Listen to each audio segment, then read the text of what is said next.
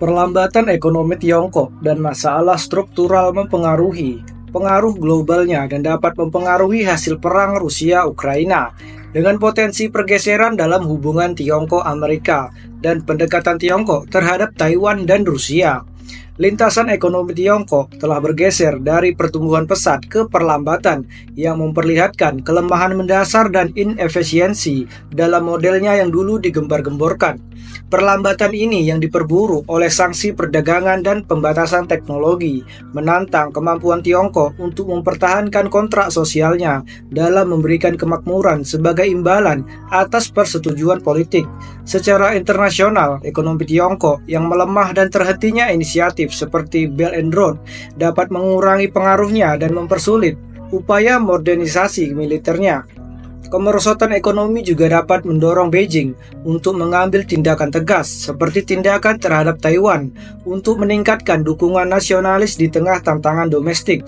Mencermati perang Ukraina-Rusia, Tiongkok kemungkinan belajar dari perjuangan militer Rusia dan memperkuat ekonominya terhadap potensi sanksi. Hubungan Tiongkok-Rusia meskipun saat ini bersifat kolaboratif, mungkin menghadapi ketegangan di masa depan karena kebutuhan sumber daya Tiongkok dan klaim teritorial historis. Kemungkinan pemulihan hubungan AS-Tiongkok dapat lebih jauh mengubah lanskap geopolitik yang berpotensi menyebabkan meningkatnya pengaruh Tiongkok atas wilayah-wilayah yang kaya sumber daya di timur jauh Rusia dan mempengaruhi hasil perang di Ukraina. Model ekonomi Cina yang sangat bergantung pada investasi properti dan infrastruktur telah menjadi tindak berkelanjutan dan memerlukan transisi menuju inovasi dan konsumsi domestik. Ada pandangan bahwa legitimasi Partai Komunis Tiongkok terkait erat dengan kemampuannya memberikan pertumbuhan ekonomi dan kegagalan melakukannya dapat mengancam legitimasi ini. Tantangan ekonomi Tiongkok ditambah dengan ketegangan politik internal dapat menyebabkan tindakan kebijakan luar negeri yang lebih agresif, khususnya terkait dengan Taiwan. Tiongkok sedang memantau dengan cermat konflik Ukraina-Rusia untuk mendapatkan pelajaran militer dan ekonomi, terutama dalam hal menahan sanksi ekonomi. Dukungan Tiongkok terhadap Rusia meskipun mengklaim netralitas sebenarnya besar dan dapat mempengaruhi perpanjangan perang di Ukraina. Hubungan Tiongkok dengan Rusia merupakan hubungan yang saling menguntungkan dan bahwa Tiongkok mungkin pada akhirnya memprioritaskan kepentingan strategisnya sendiri termasuk akses ke sumber daya dari timur jauh Rusia. Potensi AS Tiongkok dapat membuat Tiongkok semakin berani memperluas pengaruhnya atas wilayah Rusia yang mungkin menyebabkan fragmentasi Rusia dan penataan ulang di Eurasia. Strategi jangka panjang Tiongkok mungkin melibatkan pengintegrasian wilayah-wilayah yang kaya sumber daya di timur jauh Rusia ke dalam lingkup pengaruhnya tanpa harus mencari aneksasi langsung. Selama dekade terakhir, perjalanan ekonomi Tiongkok telah berubah haluan yang tidak diduga banyak orang. Perekonomian yang dulunya tampak tak terhentikan telah melambat secara signifikan di bawah kepemimpinan Xi Jinping yang memperlihatkan beberapa kelemahan mendasar dalam sistem yang pernah dirayakan sebagai keajaiban modern. Selama 40 tahun, pertumbuhan Tiongkok didorong oleh investasi besar-besaran dalam properti dan infrastruktur. Pendekatan ini menciptakan gelembung properti yang besar-besaran yang kini mengempis dan telah menyebabkan penggunaan sumber daya yang tidak efisien. Pada saat yang sama, ketergantungan negara pada ekspor murah, terutama dari wilayah pesisir industrinya, terbukti tidak berkelanjutan. Pasar global semakin berhati-hati terhadap barang-barang Tiongkok yang disubsidi.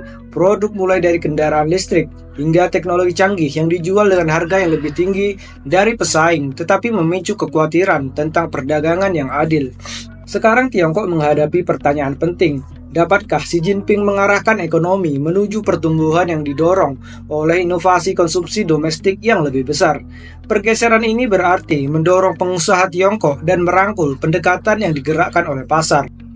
Namun perubahan ini berbenturan dengan prioritas Xi Jinping tentang kontrol dan keamanan yang ketat. Kontrolnya yang terpusat telah menekan faktor-faktor yang dibutuhkan untuk adaptasi dan pertumbuhan ekonomi, sehingga membatasi kemampuan ekonomi untuk menyesuaikan diri dengan perubahan global. 10 tahun yang lalu, ada keyakinan luas di kalangan ekonom dan ahli strategi bahwa ekonomi Tiongkok ditakdirkan untuk melampaui Amerika Serikat pada suatu saat di tahun 2020-an. Beberapa ukuran bahkan menunjukkan bahwa Tiongkok sudah menjadi ekonomi terbesar di dunia. Namun prediksi yang meyakinkan itu kini tampak seperti mimpi yang jauh. Harapan akan pertumbuhan tanpa akhir telah ditantang secara serius, bukan oleh kemerosotan sementara, tetapi oleh masalah struktural yang lebih dalam yang melampaui apapun yang dapat diperbaiki oleh stimulus cepat. Model ekonomi Tiongkok yang pernah dirayakan kini tampaknya telah mencapai titik jenuhnya, mengungkap inefisiensi internal yang telah menjadi terlalu besar untuk diabaikan. Meskipun tarif dari pemerintah AS sebelumnya dan saat ini berperan dalam memperlambat pertumbuhan Tiongkok, tarif tersebut bukanlah penyebab utamanya. Inti dari tantangan ekonomi Tiongkok adalah ketergantungan yang tidak berkelanjutan pada praktik yang tidak lagi efektif dalam lingkungan global saat ini. Sanksi perdagangan dan pembatasan akses teknologi telah memperburuk keadaan, memutus Tiongkok dari kemajuan terbaru, seperti chip komputer berteknologi tinggi yang penting untuk AI dan sektor inovatif lainnya. Negara-negara barat semakin berhati-hati dalam berbagai teknologi yang dapat digunakan kembali untuk keperluan militer atau pengawasan, yang dapat menyebabkan pengetatan pembatasan perdagangan dan evaluasi ulang hubungan dengan Tiongkok. Lapisan pembatasan baru ini bukan hanya hambatan di jalan, tetapi hambatan serius yang menambah kompleksitas pada lanskap ekonomi Tiongkok yang sudah bermasalah dan menantang ambisinya untuk bangkit sebagai pemimpin global dalam industri maju. Implikasi dari ekonomi yang melambat bagi Xi Jinping dan Partai Komunis Tiongkok sangat mendalam. Legitimasi partai telah lama terikat pada kemampuannya untuk memberikan kemakmuran dan stabilitas. Kontrak sosial yang tidak tertulis ada antara partai dan rakyat. Pertumbuhan ekonomi dan peningkatan standar hidup sebagai imbalan atas persetujuan politik. Dengan melonjaknya pengangguran di kalangan pemuda dan krisis pasar properti, kontrak ini menjadi semakin sulit untuk ditegakkan. Secara internasional, pertumbuhan Tiongkok yang melambat menghambat kemampuannya untuk memproyeksikan pengaruh melalui inisiatif seperti Prakarsa Belt and Road yang telah berperan penting dalam perluas jejak global Tiongkok. Banyak negara yang tertarik dengan mesin ekonomi Tiongkok bersikap transaksional dalam hubungan mereka, mencari manfaat nyata ketika daya tarik pertumbuhan Tiongkok yang cepat berkurang. Demikian pula pengaruhnya di panggung global. Selain itu, perlambatan ekonomi dapat membebani kapasitas Tiongkok untuk melanjutkan modernisasi militernya yang cepat. Komponen penting dari strateginya untuk menegaskan dirinya sebagai kekuatan global. Situasi di dalam perbatasan Tiongkok sendiri penuh dengan ketegangan.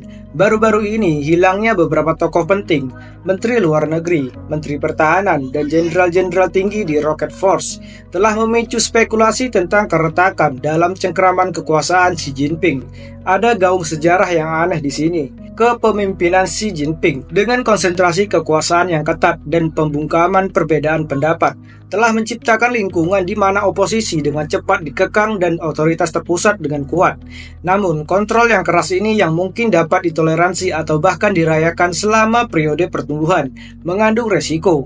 Dalam ekonomi yang makmur, orang mungkin mengabaikan kurangnya perspektif alternatif atau menerima batasan yang ditetapkan pada inisiatif pribadi.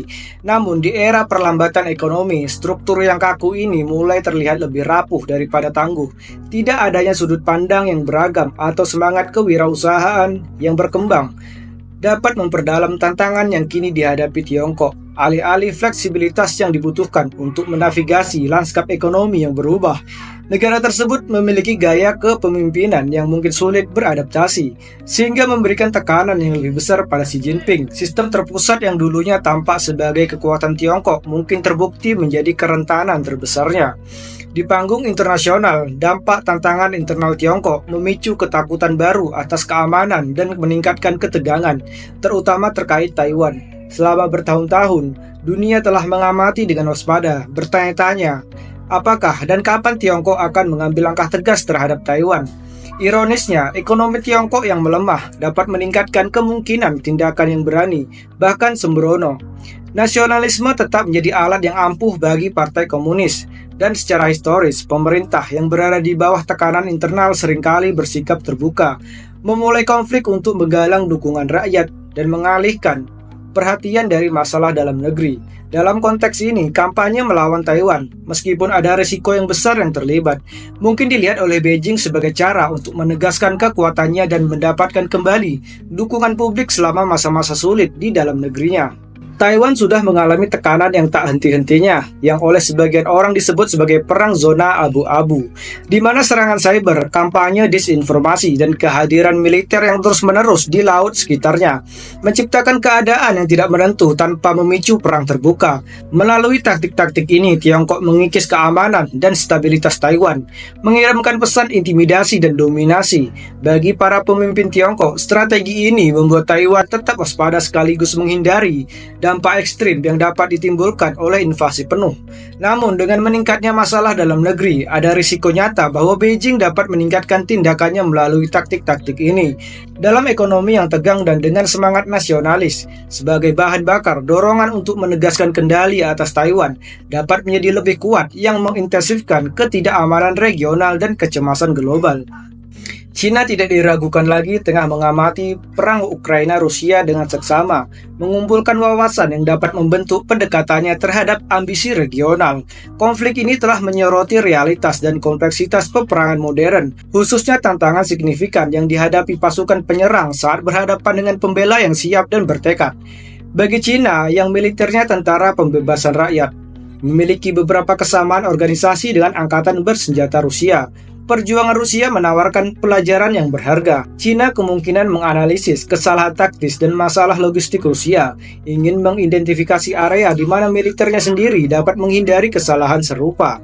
Pada saat yang sama, China menempatkan penekanan kuat pada penguatan ekonominya terhadap potensi sanksi, mengambil pelajaran dari isolasi ekonomi yang dikenakan pada Rusia.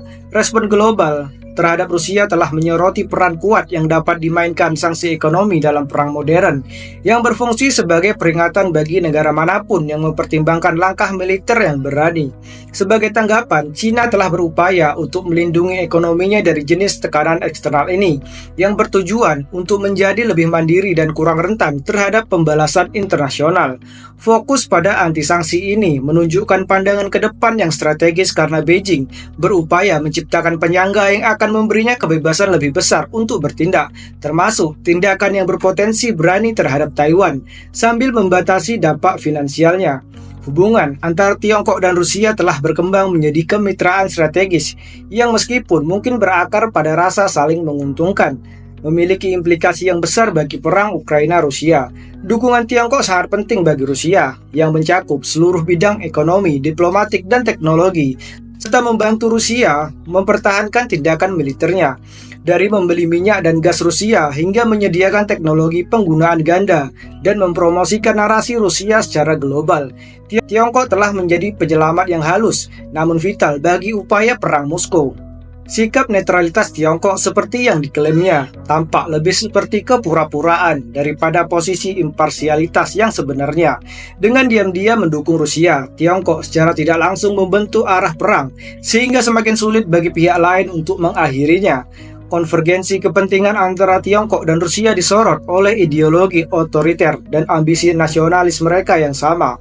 Kedua pemimpin tersebut memiliki keinginan untuk merebut kembali wilayah yang dianggap bersejarah dan memulihkan kebesaran nasional. Penafsiran Tiongkok tentang batas wilayahnya yang sah, yang mengacu kembali ke dinasti Qing, mencakup wilayah yang saat ini berada dalam batas wilayah Rusia. Perspektif historis ini menambahkan dimensi baru pada aliansi mereka, yang mengisyaratkan potensi area gesekan jika kepentingan mereka berbeda di masa mendatang. Saat Amerika Serikat menuju pemilihan penting, taruhannya tinggi tidak hanya bagi Amerika, tetapi juga bagi Tiongkok, yang mengamati dengan seksama untuk menilai bagaimana hasilnya dapat mempengaruhi lanskap strategisnya. Politik Amerika dengan perubahan arahnya yang sering menghadirkan tantangan bagi Beijing yang memaksanya untuk menyesuaikan pendekatannya. Selama bertahun-tahun, pemerintahan AS memiliki kebijakan yang berbeda terhadap China, tetapi tren terkini cenderung mengarah pada konfrontasi yang mencakup berbagai isu mulai dari praktik perdagangan dan hak asasi manusia hingga persaingan teknologi. Pemerintah baru berpotensi mengubah nada hubungan ini, tetapi akan menimbulkan ketidakpastian tersendiri. Dari sudut pandang Beijing, perpecahan internal di AS melemahkan pengaruh globalnya, sehingga pemilihan umum yang kontroversial mungkin dianggap menguntungkan oleh Tiongkok. Namun ada juga unsur risiko. Pemerintah yang tidak dapat diprediksi dapat menyebabkan kebijakan yang tidak menentu, yang mungkin lebih merepotkan daripada hubungan yang stabil. Meskipun tegang, bagi Tiongkok, stabilitas dalam hubungannya dengan AS, bahkan dalam hubungan yang tegang, mungkin lebih baik daripada gangguan perombakan kebijakan yang tiba-tiba. Saat mempertimbangkan kemungkinan hasilnya, Tiongkok mungkin memandang kesinambungan sebagai jalur yang lebih aman dan lebih mudah dikelola dalam lingkungan internasional yang sudah penuh tantangan. Ketika mempertimbangkan masa depan hubungan Tiongkok-Rusia, penting untuk memahami kebutuhan sumber daya dan tujuan strategis Tiongkok.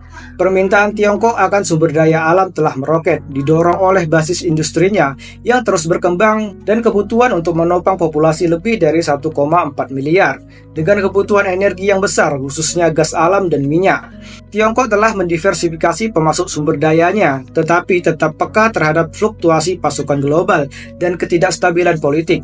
Secara historis, Tiongkok telah memandang wilayah-wilayah yang kaya sumber daya dari timur jauh Rusia dan Siberia sebagai zona kritis dalam lingkup strategisnya yang lebih luas. Mengingat kekayaan kayu, minyak, gas, dan mineral di sana, sumber daya ini semakin menarik karena Tiongkok berupaya mengurangi ketergantungannya pada pemasok yang lebih jauh atau secara politik tidak stabil dan memperkuat kemandirian ekonominya. Meskipun memiliki aliansi publik dengan Rusia, terutama yang disorot dalam kemitraan ekonomi dan militer terkoordinasi mereka dalam beberapa tahun terakhir, Tiongkok pada akhirnya memprioritaskan stabilitas dan pertumbuhan jangka panjangnya sendiri. Sementara kemitraan Tiongkok-Rusia berfungsi sebagai penyeimbang yang berguna terhadap pengaruh Barat untuk saat ini. Para pemimpin Beijing sangat menyadari bahwa mereka perlu mengamankan saluran sumber daya yang andal untuk mempertahankan pembangunan mereka. Meningkatnya investasi Tiongkok dalam proyek infrastruktur dan jaringan logistik melalui Asia Tengah dan ke wilayah timur Rusia telah meletakkan dasar awal untuk inisiatif ekstraksi sumber daya yang berpotensi lebih dalam. Jika militer Rusia terus tertekan oleh perang berkepanjangan di Ukraina, Tiongkok mungkin akan semakin melihat Rusia sebagai negara yang rentan, terutama di wilayah timur jauh yang sangat jarang penduduknya. Dalam skenario ketika otoritas pusat Rusia melemah, Beijing dapat melihat peluang untuk memperluas pengaruh ekonominya dan mungkin juga politiknya atas wilayah-wilayah yang kaya sumber daya ini. Perusahaan-perusahaan Tiongkok yang sebagian besar didukung negara dapat mulai beroperasi di wilayah-wilayah ini, memanfaatkan kebutuhan Rusia akan investasi sambil secara diam-diam menanamkan kehadiran Tiongkok. Pergeseran ini mungkin tidak hanya mengarah pada keterlibatan Tiongkok yang lebih besar dalam industri-industri Rusia, tetapi juga dapat membuka jalan bagi masa depan di mana republik yang baru merdeka atau wilayah-wilayah semi-otonom mengandalkan Tiongkok untuk stabilitas dan keamanan ekonomi. Skenario pemulihan hubungan Tiongkok-Amerika atau bahkan kesepahaman informal dapat mempercepat fragmentasi Rusia. Jika AS dan Tiongkok mencapai detente pragmatis berbasis kepentingan, Tiongkok mungkin merasa berani untuk menegaskan pengaruh yang lebih besar atas wilayah Rusia tanpa takut akan reaksi keras dari Barat.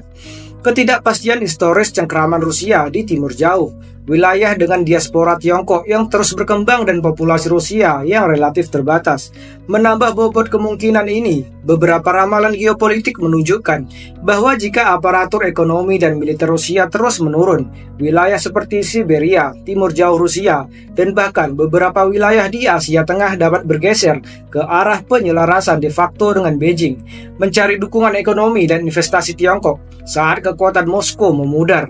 Pergeseran seperti itu akan menandai penataan ulang bersejarah di Eurasia. Dengan federasi Rusia berpotensi pecah menjadi negara-negara yang lebih kecil dan lebih mudah dikelola di bawah pengaruh Tiongkok. Efek perang Rusia-Ukraina, di mana kebijakan luar negeri Rusia yang agresif pada akhirnya mengkatalisasi fragmentasinya sendiri. Dengan demikian dapat menjadi warisan yang menentukan dari perang Ukraina. Dalam jangka panjang, ambisi Beijing mungkin tidak termasuk aneksasi langsung, tetapi lebih merupakan perpaduan strategis dari kemitraan ekonomi, pengaruh budaya, dan kehadiran militer yang secara efektif akan mengintegrasikan wilayah-wilayah ini ke dalam orbit Tiongkok, memperkuat perannya sebagai kekuatan dominan di sebagian besar Eurasia. Ketika Tiongkok terus menegaskan dirinya, ia mungkin menganggap hasil ini sebagai perpanjangan alami dari tujuan jangka panjangnya untuk mengamankan aliran sumber daya yang andal dan memperluas jangkauan geopolitiknya di seluruh kawasan, menjadikan pembubaran Federasi Rusia sebagai jalur potensial untuk memenuhi kebutuhan strategis Tiongkok.